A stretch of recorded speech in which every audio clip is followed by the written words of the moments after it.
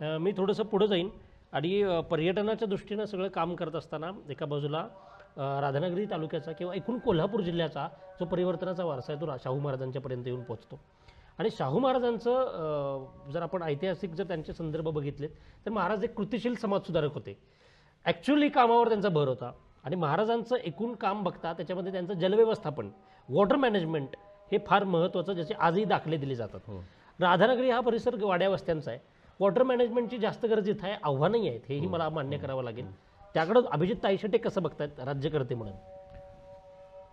कसं झालंय, राजर्षी शाहू महाराजांनी तलाव बांधल्यानंतर ते पाणी अगदी कोल्हापूर इचलकरंजीपर्यंत लोकांना पिण्यासाठी गेलं. शेतीसाठी शिरोळसारखा भाग समृद्ध झाला. बरोबर.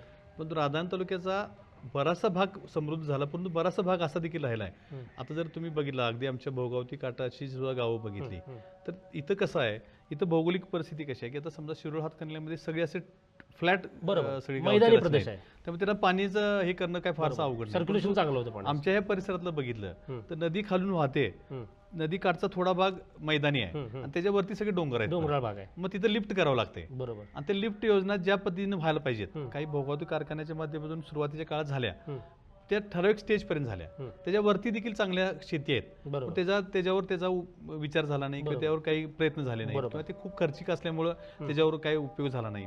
मग आम्ही असा विचार करत होतो की आता एक पॅचचं उदाहरण जर बघायचं झालं तर धामणीचं धरण झालं.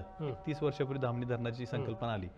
त्याचा उद्देश कसा होता की धामणीतलं धरणाचं पाणी हे कोल्हापूर शहराला पुरवठा करण्यासाठी उपयोगात येईल, अशी त्यावेळी ती मूळ संकल्पना होती. परंतु हे सगळं धरणाचं काम पूर्ण होईपर्यंत काळामडी धरणातून थेट पाईपलाईननं पाणी कोल्हापूर शहराला गेलेलं आहे. त्यामुळं जवळजवळ 1.5 TMC पेक्षा जास्त पाणी आता धामणीतलं शिल्लक राहणार आहे, त्याचा उपयोग सरप्लस पाणी आहे. तर आम्ही एक मध्यंतरी अशी आता त्यावरती संकल्पना पुढे आणली की धामणीतलं पाणी, जो धामणीचा वरचा परिसर आहे, जे आमचं दुर्ग मनोड गाव आहे, तळगाव गावच्या हद्दीत आहे, पडसाळीचा परिसर आहे किंवा इव्हन आमच्या पडळीच्या वरच्या वाड्या, कसबा तळ्याचा वरचा परिसर, हा जो सगळा पठारी प्रदेश आहे तो सपाट आहे वरच्या बाजूला. तर एक लिफ्ट मधून जर पाणी ते आमचा वरचा पडसाळीच्या वरती एक धारेवरचा परिसर म्हणतोय, तिथं जर ते पाणी लिफ्ट केलं तर अगदी सायपन पद्धतीने ह्या हजारो एकर क्षेत्राला त्याचा पाणी पुरवठा होऊ शकतोय.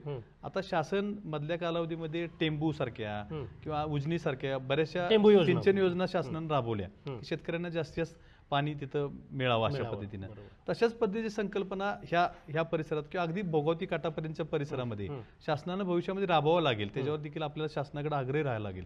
अशा जर योजना झाल्या तर जे काही राजर्षी शाहू महाराजांचं जे स्वप्न होतं की जास्तीत जास्त लोक क्षेत्राला पाणी मिळालं पाहिजे, तो बराचसा भाग त्यामध्ये पाण्याचं डिस्ट्रीब्युशन योग्य व्हावं. आता त्या परिसरामध्ये आम्ही काही जे नैसर्गिक स्रोत आहेत त्याच्यावर 4 ठिकाणी आम्ही पाणी पाईपलाईन आणून पाणी त्या शेतकऱ्यांना मिळेल अशी व्यवस्था केली आहे. तर ती खूप तुटपंजी आहे, त्याच्यावर ते सगळं काय परिसर शेत भिजत नाही. परंतु भविष्यात अशी योजना करावी लागेल. आता समजा बनाची वाडी सारखा लपा तलाव आता काम सुरू आहे. ज्यावेळी आम्ही राजकारणाची सुरुवात केली अगदी त्यावेळी आम्ही संकल्पना आमच्या सहकारी मित्रांनी आणि आम्ही पुढे आणली की तिथे एक धरण बांधलं जावं. त्यासाठी आमचे प्रयत्न झाले, अगदी जलसंधारण खात्याकडून मंजुरीच्या प्रक्रियेपर्यंत आम्ही गेलो. परंतु अजून दुर्दैवाने त्यामध्ये काही अडथळे आले आणि तो प्रकल्प तसाच राहिला.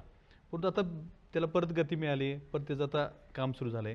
तो परिसर सुद्धा तो बॅकवॉटरचा परिसर आहे. बरोबर.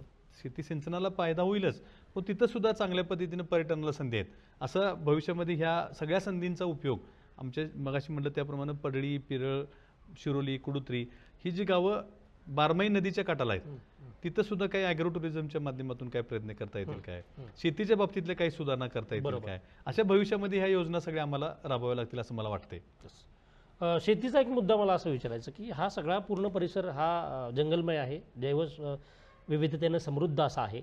शेती करताना सुद्धा काही अडचणी शेतकऱ्यांच्या येतात, त्या तुमच्यापर्यंत येतात? शेती करताना अडचणी म्हणजे आता अतिवृष्टीमुळे बरंचसं पिकाचं हे कमी राहते, ऊसाच्या वाढीला इतकं पोषक इथं वातावरण नाही, अशा अडचणी किंवा आता गव्यांचा प्रादुर्भाव जरा जास्त प्रमाणात व्हायला लागलाय, अशा पद्धतीच्या अडचणी येत आहेत. परंतु आता मग त्याच्यावरती आता मात करण्यासाठी मग काही फॉरेस्ट कडून काही त्याच्यावर उपाययोजना करता येतील काय, असे वरचेवर आमचा त्याच्यावर प्रयत्न सुरू असतात. अशाच नवनवीन अपडेटसाठी डिजिटल कोल्हापूर चॅनेलला सबस्क्राईब करायला विसरू नका.